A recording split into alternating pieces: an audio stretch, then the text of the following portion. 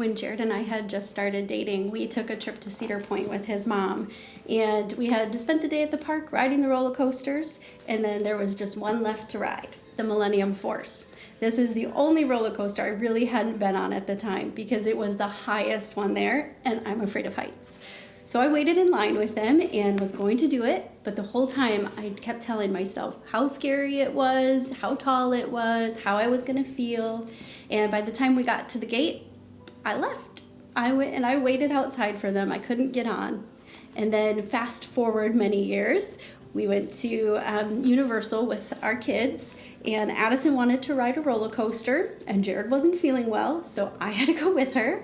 And I felt the same feelings, but this time I told myself, I've been on roller coasters before, I can do this, I'm doing it for my daughter, it's all gonna be fine.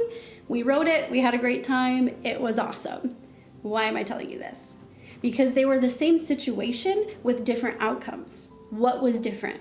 I was telling myself a different narrative. The first time I had thoughts of fear and anxiety, and I just went with those. The second time, I told myself it was gonna be okay. I calmed myself down, brought myself back into reality. And the truth of all of this is that there is a battle going for your thoughts. The enemy wants nothing more than to control what you think about. Why? Because like Craig Groeschel says, your life is always moving in the direction of your strongest thoughts. So if the enemy can control your thoughts, essentially he can control the direction of your life.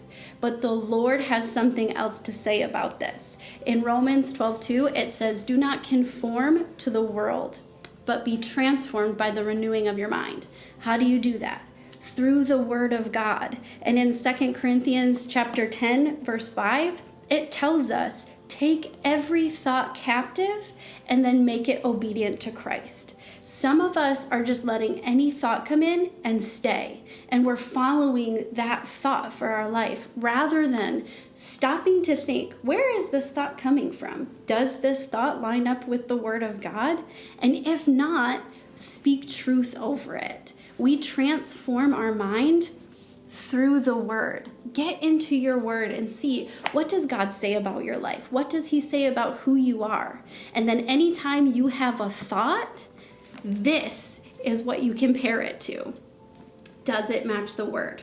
If not, it doesn't stay. You take it captive, you kill that thing, and you replace it with the word of God. But don't just let yourself go off thinking anything your brain wants to think. Stop, take a moment, and find out what God has to say. And this will change the direction of your life. That's a promise.